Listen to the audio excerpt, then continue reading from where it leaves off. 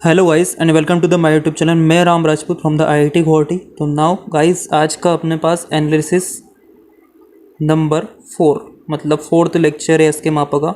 और मैंने जो थर्ड लेक्चर बनाया था एसके मापा का, उसमें बहुत ही इंटरेस्टिंग आपको रिजल्ट्स वगैरह दिए थे। यदि आप किसी भी कॉम्पिटेटिव एग्जाम वगैरह की प्रिपरेशन कर रहे हो तो that all the results are very helpful. If you not watch it then please watch that video first then come at this video. यार मतलब बहुत ही अच्छा वाला वीडियो है। उसमें मैंने जितने भी रिजल्ट वगैरह थे मेन जो एग्ज़ाम में जनरली पूछे जाते हैं वो सारे वीडियोस मतलब रिजल्ट वगैरह मैंने उसमें बताए थे। और ओनली 4 या 5 पेज से मैंने रिजल्ट वगैरह निकाल के बताए थे। तो यार आप एसके मापा को पढ़ोगे तो बहुत ही अच्छी इंटरेस्टिंग बुक है वैसे तो अपन चलते हैं आज की अपने पास नए पर। मैं आज स्टार्ट कर रहा हूँ पेज नंबर 133 से। तो पेज नंबर 133 से यार देखो, सबसे पहले तो इसमें मैं ये वाला पॉइंट बहुत अच्छे से आपके साथ डिस्कस कर चुका हूँ। और आपको ये भी मैंने बताया था कि n फैक्टोरियल रूट n इस टाइप की प्रॉब्लम को अपन कैसे क्या हैंडल करते हैं। ठीक है, अब बिना टाइम वेस्ट करे मैं सीधे चलता हूँ अपने पास जो आज की थ्योरम है। ये थ्योरम तो मैक्सिमम लोगों को पता है वैसे। ठीक है, यहाँ पर आपके पास ये थ्योरम क्या बोल रही है, ये अपने पास होती है रेशियो थ्योरम। आपको पता होगा ये। ठीक है, रेशियो थ्योरम क्या होती है मेरे पास यहाँ पर कि यदि मेरे पास limit n tending to infinite un plus 1 divide by un comes is equal to l and l is less than 1 and greater than equal to 0, then the limit of un sequence is equal to कितना होगी मेरे पास 0 होगी। तो इसमें ज़्यादा कोई समझने की ज़रूरत नहीं आपको नहीं है यहाँ पर। ठीक है, जो मेन पॉइंट होंगे वहीं पर मैं आपको ज़्यादा टाइम देने की कोशिश करूँगा। Now come at the second point, if l is greater than 1 then the sequence is divergent sequence. है ना, यहाँ पर लिमिट आपके पास इन्फाइनेट को जा रही है। If the limit goes to the infinite then the it means and it implies that the sequence is the divergent sequence. Okay, now I come at the result number theorem number 5.82। मैं यहाँ पर आपका time waste नहीं करूँगा कि proof करने में कि प्रूफ वगैरह कैसे क्या रहते हैं। जहाँ पर प्रूफ की रिक्वायरमेंट है मैं उसका आपको प्रूफ वगैरह कराऊंगा। आज मैं आपको 2-3 क्वेश्चन के प्रूफ करा दूंगा अभी आगे जो आने वाले जो कि इंपॉर्टेंट है थोड़े। ठीक है, और ये वाली जो थ्योरम आपके पास ये अपने पास क्या है, un टू दी पावर यदि आपके पास 1/n हो, ठीक, और इसकी लिमिट आपके पास l आ रही हो, तो आपके पास बिल्कुल सेम कंडीशन यदि आपके पास l belongs to the close interval from 0 to 1 और यहाँ पर आपके पास 1 पर ओपन रहेगा तो लिमिट आपके पास un की कितनी 0 आएगी। और अदर केस में आपके पास लिमिट कितनी जाएगी, इन्फाइनेट को टेंड करेगी। ठीक है, अब नेक्स्ट अपने पास यहाँ पर एक बहुत ही अच्छा वाला क्वेश्चन आता है, क्वेश्चन नंबर 4। बाकी मैं ऑलरेडी डिस्कस कर चुका हूँ। ठीक है, तो देखो यार आपके पास क्या दे रखा है कि if un is greater than 0, आपके पास क्या यहाँ पर un ग्रेटर देन 0 है, मतलब पॉजिटिव सीक्वेंस की टर्म से बस यहाँ पर। एंड सेकंड थिंग आपसे बोला गया है कि मेरे पास जो इसकी लिमिट दे रखी है आपके पास un to the power 1/n is equal to आपके पास कितनी है, म्यू। है ना, म्यू बोलो जो भी आप म्यू दे रखी है। और म्यू आपके पास कैसा नंबर है, पॉजिटिव नंबर है। Then we have to prove that कि limit of this also comes the U. यार ये बहुत ही अच्छा वाला क्वेश्चन है, आप इसके थ्रू जाओगे थोड़ा उलझ जाओगे। मैं आपको एक बहुत अच्छा रिजल्ट जो मैंने आपको बताया था, आपके पास यहाँ पर क्या दे रखा अपने पास ध्यान से देखें तो इसको मैं 2 पार्ट में ब्रेक करता हूँ। यहाँ पर अपने पास लिखा है limit n tending to infinite, उसको मैं लिख नहीं रहा हूँ यहाँ पर। तो n plus 1 to the power 1/n हो जाएगा आपके पास ये। फिर n2 में आपके पास u n plus 1 to the power 1/n। ठीक है, क्या इसको मैं ऐसे लिख सकता हूँ, क्या इसमें से मैं n कॉमन ले लूँगा और जैसे मैंने इसमें n कॉमन लिया तो ये n to the power 1/n हो जाएगा और ब्रैकेट में आपके पास बचेगा यहाँ पर 1 plus 1/n to the power 1/n। ठीक है, तो आई होप आपको ये वाला पॉइंट अच्छे से क्लियर हो गया होगा इतना। ठीक है, अब आगे आपके पास जो दे रखा है यहाँ पर आपके पास आगे क्या है ना, यहाँ पर ये इस टाइप का मैंने रिजल्ट ऑलरेडी डिस्कस कर चुका था कि अपने पास क्या टर्म वगैरह इसकी आएगी।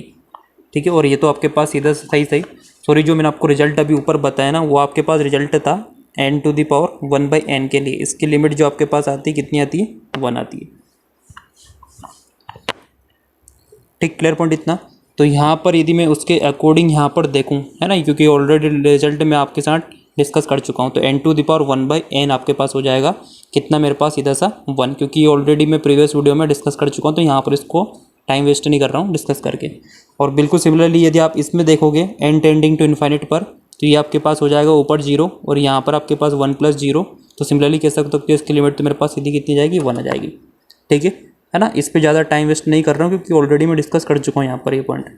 अब मैं बात करता हूँ इसके बारे में, है ना। आपको क्या दे रखा है इन्फॉर्मेशन कि un to the power 1/n की जो लिमिट अपने पास म्यू है। अब यदि मैं इसके बारे में बात करता हूँ, इसको क्या मैं ऐसे लिख सकता हूँ, क्या मैं un+1 to the power 1/n+1 and whole to the power n+1 divide by आपके पास n। तो यहाँ से देखो यार, यदि मैं यहाँ पर n+1 करूँ और यहाँ पर n+1 करूँ तो तब भी मेरे पास लिमिट कितनी म्यू ही आएगी, क्योंकि ये तो सीक्वेंसी की प्रॉपर्टी रहती है ना। तो ये आ चुका मेरे पास म्यू। अब मैं बात करता हूँ इसके बारे में, और आपको इतना पता हो कि when n tending to infinite this give us to 1। ठीक है, तो आई होप आपको यहाँ पर क्लियर हो चुका होगा कि इसकी इतने वाला पोर्शन की मेरे पास लिमिट 1 आ रही है और इसकी मेरे पास कितनी म्यू आ रही है। तो डेट मीन्स आपके पास पूरा कितना हो जाएगा, मेरे पास म्यू हो जाएगा। ठीक, क्लियर पॉइंट इतना। तो आपको ये वाला पॉइंट क्लियर होगा आई होप। ठीक है, अब मैं चलता हूँ नेक्स्ट वाले पर, आपके पास मोनोटोनिक सीक्वेंस पर। तो देखो यार, मोनोटोनिक सीक्वेंस क्या होता है, इसके बारे में भी मैंने ऑलरेडी अपना फंडा 50-50 के जो 24 वीडियोस मैंने अपलोड करे हैं, उनमें इस टाइप के बहुत ही इंटरेस्टिंग क्वेश्चन मैं ऑलरेडी अपलोड कर चुका हूँ। तो यहाँ पर देखो कुछ नहीं है। देखो यार, बहुत बार कन्फ्यूजन होता है कि what is the difference between the strictly increasing sequence हो, है ना, या फिर ओनली इंक्रीजिंग सीक्वेंस हो। What is the difference between strictly increasing and increasing. तो देखो ज़्यादा कुछ डिफरेंस वगैरह नहीं है। स्ट्रिक्टली का मीनिंग होता है कि वो हमेशा इंक्रीज होता रहेगा, कभी मतलब जैसे कि हम बोले ना, थोड़ा सा खड़ूस, है ना, ये खड़ूस टाइप का व्यक्ति है, इंसान है, तो डेट मतलब बिल्कुल सेम टू सेम, मतलब आप कह सकते हो स्ट्रिक्टली मतलब खड़ूस है थोड़ा सा, कि वो बढ़ता जा रहा है, कभी घटेगा ही नहीं। ठीक है ना। और थोड़ा सा मतलब जैसे कि ये अपने पास हो गया इंक्रीजिंग, कह सकते हैं कि यार ये थोड़ा सा लूज है, थोड़ा अपनी बात वगैरह मान लेता है ना, खड़ूस टीचर है कोई से भी है ना, जो बस अपनी अपनी बातें मतलब मनवाता रहता है। तो this is the same as the strictly increasing. और इंक्रीजिंग का मीनिंग क्या होता है कि हो सकता है बीच में कहीं पर कांस्टेंट हो जाए, मतलब अपनी बात मान ले। ठीक है, तो यार देखो आपके पास यहाँ पर कुछ नहीं दे रखा है कि यदि मेरे पास, ये ऑलरेडी मैं क्वेश्चन वगैरह बता ही चुका हूँ आपको इस टाइप के, कि यदि मेरे पास f(n+1) है ना, यहाँ पर आपको दे रखा है ये, कि यदि मेरे पास ये कंडीशन आ रही है, यहाँ पर आपके पास इक्वल टू नहीं लगा है, तो उसको अपन बोलेंगे स्ट्रिक्टली मोनोटोनिकली मतलब मोनोटोनिकली इंक्रीजिंग सीक्वेंस, है ना, स्ट्रिक्टली वर्ड यहाँ पर यूज हो जाएगा। और यदि मेरे पास लेस देन आ रहा है तो यहाँ पर क्या हो जाएगा अपने पास, डिक्रीजिंग सीक्वेंस। और बाई चांस मेरे पास इक्वलिटी आ रही है तो मैं उसको बोलूँगा कि मेरे पास वो कैसा है, इंक्रीजिंग सीक्वेंस है। और यदि मेरे पास यहाँ पर इक्वलिटी आ रही है तो अपन उसको डिक्रीजिंग सीक्वेंस में कन्वर्ट कर देंगे। ठीक है, यहाँ पर आपको बहुत ही अच्छा सा एग्जाम्पल दे रखा है ना। यहाँ पर आप चेक कर सकते हो कि यदि मैं इसमें वैल्यू पुट करूँ तो 2, फिर आपके पास 2², फिर आपके पास 2³, ऐसा आपके पास चलता जाएगा। तो ये आपके पास कैसा रहेगा, इंक्रीजिंग सीक्वेंस रहेगा। ठीक, क्लियर इतना। अब मैं चलता हूँ, अगला आपके पास दे रखा है, यहाँ पर आप इस एग्जाम्पल के बारे में यहाँ पर सोचो, तो यहाँ पर भी आपके पास वही है, ऊपर भी आपको बहुत सारे रिजल्ट वगैरह दे रखे हैं। इसके बारे में आप ध्यान से देखो तो आप इसको वेरीफाई कर सकते हो कि मेरे पास ये इंक्रीजिंग है कि डिक्रीजिंग है। इसको चेक करने का तरीका मैं ऑलरेडी आपको बता चुका था कि आप एक बार ये वाला टर्म चेक करके देख लो आपके पास क्या आ रहा है। यदि आपके पास पॉजिटिव हो जाएगा तो इसको मैं इंक्रीजिंग बोलूँगा, और यदि नहीं आएगा तो अपन इसको डिक्रीजिंग बोलेंगे, मतलब नेगेटिव आएगा तो डिक्रीजिंग, है ना। ये ऑलरेडी मैं आपको करा चुका हूँ प्रीवियस वीडियो में स्टडिंग के, तो आपको यहाँ पर प्रॉब्लम नहीं जानी चाहिए। ठीक है, सिमिलरली जब भी आपको मतलब मोनोटोनिकली इंक्रीजिंग डिक्रीजिंग चेक करना हो तो आप ये वाला अपनाओ। यदि आपके पास पॉजिटिव आ रहा है इट मीन्स अपने पास इंक्रीजिंग होगा, नेगेटिव आ रहा है तो आपके पास डिक्रीजिंग होगा। ठीक, क्लियर पॉइंट इतना। अब यहाँ पर आपके पास थ्योरम थोड़ी सी इंपॉर्टेंट हो जाती है, यहाँ पर बहुत ही इंटरेस्टिंग थ्योरम है आपके पास, है ना। थ्योरम नंबर दिस, यहाँ पर ये थ्योरम आपसे बोल रही है कि monotonic increasing sequence if bounded above. ठीक है, क्या बोल रही है आपके पास, A monotonic increasing sequence sequence is bounded above, यदि मेरे पास एक सीक्वेंस है जो कि बाउंडेड अबो हो, ठीक है, and is convergent and it converges to the least upper bound. ठीक है, कहने का मतलब ये है कि यार आपके पास एक इसको अपन एक थ्योरम बोलते हैं, मतलब बहुत इंटरेस्टिंग थ्योरम, और आप इसको मतलब रिजल्ट की तरह याद भी कर सकते हो, क्योंकि ये इस टाइप के क्वेश्चन एग्जाम में पूछ चुके हैं और इस टाइप के जनरली पूछते हैं थ्योरेटिकल क्वेश्चन। तो यार क्वेश्चन आपका कैसे पूछा जाएगा कि यदि मेरे पास एक सीक्वेंस है जो कंटिन्यूसली इंक्रीज हो रहा है ना, यहाँ पर कंटिन्यूसली वर्ड में मतलब बोल नहीं सकते बट बोल दिया, मतलब कंटिन्यूसली का मीनिंग क्या होता है, कभी ब्रेक वगैरह नहीं होना, बट यहाँ पर अपने पास सीक्वेंस से ब्रेक होता है तो डायरेक्टली अपन कहेंगे कि अपने पास इंक्रीजिंग सीक्वेंस है। ठीक है, तो एंड बाउंडेड अबो, वो मेरे पास बाउंडेड अबो है तो वो मेरे पास हमेशा कन्वर्जेंट होगा। तो आपको याद क्या रखना है कि मेरे पास सीक्वेंस यदि बाउंडेड अबो हो प्लस वो इंक्रीजिंग हो, है ना, क्या हो, इंक्रीजिंग प्लस बाउंडेड अबो, इंक्रीजिंग सीक्वेंस हो और बाउंडेड अबो हो, तो मैं बोलूँगा कि मेरे पास वो कैसा सीक्वेंस है, कन्वर्जेंट सीक्वेंस है। ठीक है, कैसा सीक्वेंस रहेगा मेरे पास, वो कन्वर्जेंट सीक्वेंस रहेगा। सिमिलरली यदि मेरे पास डिक्रीजिंग सीक्वेंस है और मेरे पास बाउंडेड बिलो हो, है ना, बाउंडेड बिलो, और यहाँ पर क्या था अपने पास अबो, तो then we can implies that कि द सीक्वेंस मेरे पास also क्या होगा, कन्वर्जेंट होगा। ठीक है, आप चाहो तो इसका मैं इजी से आपको प्रूफ वगैरह बता देता हूँ। यहाँ पर प्रूफ में कुछ नहीं है आपके पास, देखो यार यदि मेरे पास सीक्वेंस बाउंडेड है, इट मीन्स कहने का मतलब है कि उसकी जितनी भी टर्म वगैरह रहेगी वो मेरे पास किसी एक पर्टिकुलर नंबर से छोटी होगी। Let the number is m for all n belongs to the n। ठीक है, अब मैं यहाँ पर एक मान के चल रहा हूँ कि यार मैंने कोई से भी एक एप्सिलॉन सेलेक्ट कर लिया, और आप जानते हैं एप्सिलॉन क्या होता है, पॉजिटिव नंबर होता है ना। एक छोटा सा अपन एग्जांपल ले लेते हैं, लेट सपोज मेरे पास n की वैल्यू कितनी 100 है और एप्सिलॉन मैंने ले लिया कितना 10, तो मैंने निकाला यहाँ पर m माइनस का एप्सिलॉन। तो यहाँ पर इसका मीनिंग क्या है कि अपने पास नंबर कितना रहा 90, तो 90 से बड़ी तो सीक्वेंस की कुछ ना कुछ टर्म वगैरह हो सकती है ना। ठीक है, तो लेट सपोज जो मेरे पास टर्म हो कौन सी, मेरे पास एफ ऑफ के मेरे पास जो टर्म है वो m माइनस एप्सिलॉन से बड़ी है।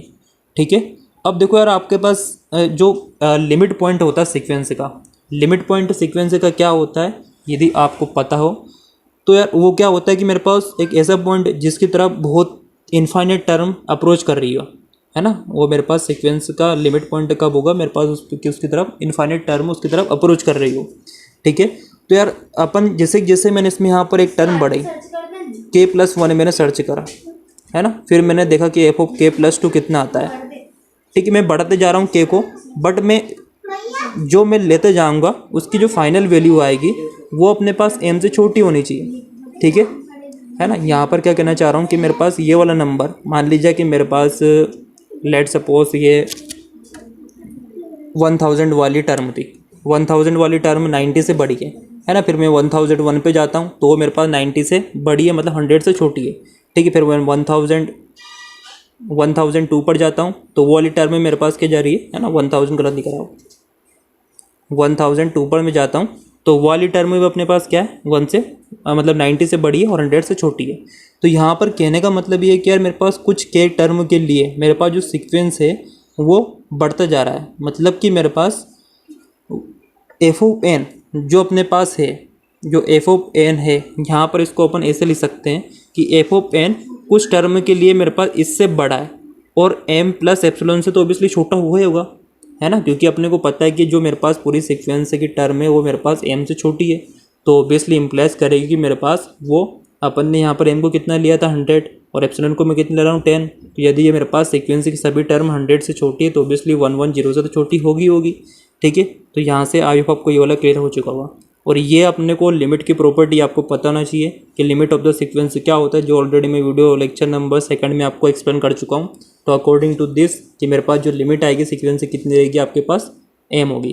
ठीक है, तो यहाँ पर अपन बोलेंगे कि मेरे पास ये सीक्वेंस कन्वर्जेंट है और उसकी लिमिट आपके पास कितनी आ रही है, m आ रही है। ठीक है, तो आपको रिजल्ट का याद रखना है कि if sequence is increasing sequence and bounded above then it is a convergent sequence, और इसकी लिमिट क्या होगी, मेरे पास अपर बाउंड होगी। सिमिलरली आपके पास अगली वाली थ्योरम आपको बता रही है। ठीक है, तो आई होप आपको ये वाला क्लियर हो चुका होगा। आपके पास 5.93 थ्योरम क्या है, a monotonic increasing sequence that is unbounded above diverges to the infinity, मतलब मेरे पास वो अनबाउंडेड अबो होगा तो इन्फिनिटी को टेंड करेगा। ठीक है, तो इसमें ज़्यादा कुछ आपको प्रूव करने की कोई ज़रूरत नहीं है। ठीक है, सिमिलरली आपके पास ये वाली कि यदि मेरे पास माइनस इन्फाइनाइट को टेंड कर रहा है, डिक्रीजिंग सीक्वेंस है, तो मेरे पास अनबाउंडेड हो गई होगा। ठीक है। अब आगे चलते अपने पास एक नोट इन्होंने बोला है कि monotonic sequence has a definite behaviour, है ना, इट इज़ आइदर कन्वर्जेंट और प्रॉपरली डाइवर्जेंट, है ना। अब देखो यार, मोनोटोनिक सीक्वेंस आपके पास कन्वर्जेंट होगा या फिर मतलब कन्वर्जेंट होगा या फिर डाइवर्जेंट होगा, दोनों में से एक होगा। ऐसा नहीं कि वो या दोनों हो सकता है ना, आधे कन्वर्जेंट हो आधे डाइवर्जेंट हो, ऐसा कुछ नहीं होता है। ठीक, क्लियर पॉइंट इतने हो कहना चाह रहा। इसके बेसिस थ्योरम के मैं क्वेश्चन वगैरह आपको मैं कराऊंगा, थोड़ी मतलब ये थ्योरम के बेसिस का आपको भी समझ में नहीं आएगी। यदि आपको आ गई हो तो अच्छी बात है, आप पढ़ सकते हो, ज़्यादा कुछ इसमें दे नहीं रखा है। बट इसके जो क्वेश्चन थोड़े से इंपॉर्टेंट है, जिसके क्वेश्चन वगैरह जो मैं आपको कराऊंगा वो टोपोलॉजी, मतलब अपन कह सकते हैं कि यार लास्ट वाला पार्ट जो मैंने आपको बताया था कि आपको रियल एनालिसिस को कैसे क्या स्टेप टू स्टेप वो अगला पढ़ना है, वो वाला वीडियो आपने नहीं देखा तो प्लीज़ एक बार ज़रूर देख लेना। क्योंकि यार मैंने वो जो ट्रेंड फॉलो करी थी उसमें अप्रोक्सीमेटली मैंने आपको बताया था कि 40+ मार्क्स के क्वेश्चन वगैरह आते हैं, तो आपको कैसे क्या उससे डील करना है। ठीक है। हाँ, और आगे चलता हूँ मैं। यहाँ पर कुछ नीचे तो नहीं दे रखा ना, लेट्स चेक।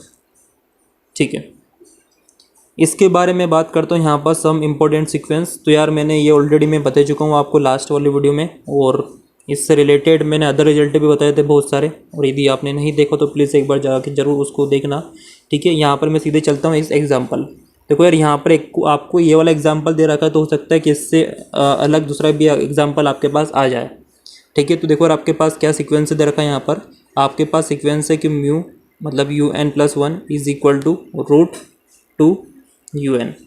ठीक है, और मेरे पास UN कितना है, मेरे पास √2 है। अब मैं यहाँ पर वैल्यू पुट करता हूँ, n की वैल्यू 1, तो मेरे पास U2 is equal to 2 U1। ठीक है, यहाँ पर अपन पुट कर देंगे तो 2 और √2 हो जाएगा आपके पास ही। ठीक है, तो कहने का मतलब ये कि मेरे पास इसको मैं लिखना चाहूँ तो 2⁻1/2, फिर आपके पास 2⁻1/4। ऐसे यदि आप अगली वाली टर्म निकलोगे तो वो आपके पास कितनी जाएगी, 2⁻1/2, फिर आपके पास 2⁻1/4, फिर 2⁻1/8। मतलब कहने का मतलब है, इसको मैं ऐसे भी लिख सकता हूँ 2⁻1/2 प्लस 2⁻1/4 प्लस 2⁻1/8। ठीक है, और यदि मैं UN की तरफ टेंड करूँगा तो मेरे पास सीक्वेंस से चलता जाएगा। और ये आपको दिख रहा है कि मेरे पास ये तो GP है यार, और GP आपको पता ही है कि क्या होता है, 1/2 sum of the infinite term of the GP क्या होता है, A माइनस का A/1 - R। ठीक है, तो after simplifying you will get finally कितना जाएगा आपके पास, सिंप्लीफाई वगैरह करोगे। ठीक है, तो आप सिंप्लीफाई करके देख लेना, तो आपके पास सीधा सा रिजल्ट निकल जाएगा। कितना जाएगा सीधा सा आपके पास यहाँ पर, वो 2 हो जाएगा। ठीक है, तो ये मेरे पास जो सीक्वेंस है इसकी लिमिट कितनी आ रही है, 2 आ रही है। अब एग्जाम में हो सकता है कि यहाँ पर आपको थोड़ा बहुत चेंज कर दे, यहाँ पर 2 की जगह 5 कर दे। तो बस इस टाइप से जनरली क्वेश्चन वगैरह पूछे जाते हैं, और इसमें अपन जनरली कंफ्यूज हो जाते हैं, क्योंकि थोड़ा बहुत प्रैक्टिस वगैरह की इंपॉर्टेंट रहती है यहाँ पर आपके पास। ठीक, अब आगे चलते हैं इसमें अपने पास। देखो यार, यहाँ पर आपको एक और बात थी कि यहाँ पर आपको चेक भी करना था कि मेरे पास सीक्वेंस कैसा क्या है, मतलब कन्वर्ज तो हो रहा है। अपन ने यहाँ पर लिमिट वगैरह डायरेक्टली फाइंड कर ली, बट आप इसको इंक्रीजिंग भी प्रूव वगैरह कर सकते हो। इंक्रीजिंग प्रूव करने का तरीका मैं ऑलरेडी आपको बता चुका हूँ, किस स्टेप से आपको चेक करना है। ठीक है, नेक्स्ट आपके पास आता है ये वाला रिजल्ट। अब ये थोड़ा सा बहुत ही अच्छा वाला रिजल्ट है, इस टाइप के क्वेश्चन आ सकते हैं, क्योंकि यार मतलब यहाँ पर ये जो लाइन दे रखी है ना, इसकी वजह से मैं बोल रहा हूँ x² - x - 7 is equal to 0। Root at the sequence UN defined by the UN is equal to √7 and UN, और आपके पास converges to the positive root of the sequence. ठीक है, तो ये आपके पास एक्सरसाइज में भी दे रखा है, आप एक बार इसको ट्राई करना, है ना। थोड़ा सा अच्छा वाला क्वेश्चन है, नहीं आएगा तो मैं एक बार जब एक्सरसाइज सोल्व कराऊंगा नेक्स्ट वीडियो लेक्चर में, तो इस क्वेश्चन को वहाँ पर मैं डिस्कस करूँगा। ठीक है, तो आप इसको अच्छे से याद कर ही लेना, बहुत ही इंपॉर्टेंट है। बाई चांस भूल भी जाओ अपने नोट्स में लिख लेना इस रिजल्ट को। ठीक है, और आपके पास ये आज के सारे रिजल्ट अपने कंप्लीट हो गए, तो अपन अब सीधे चलेंगे नेक्स्ट लेक्चर में एक्सरसाइज पर। और प्लीज़ एनालिसिस नंबर पार्ट 3 को देखना मत भूलिए, क्योंकि वो थोड़ा सा ज़्यादा इम्पोर्टेंट था। ओके गाइस, चलो थैंक यू।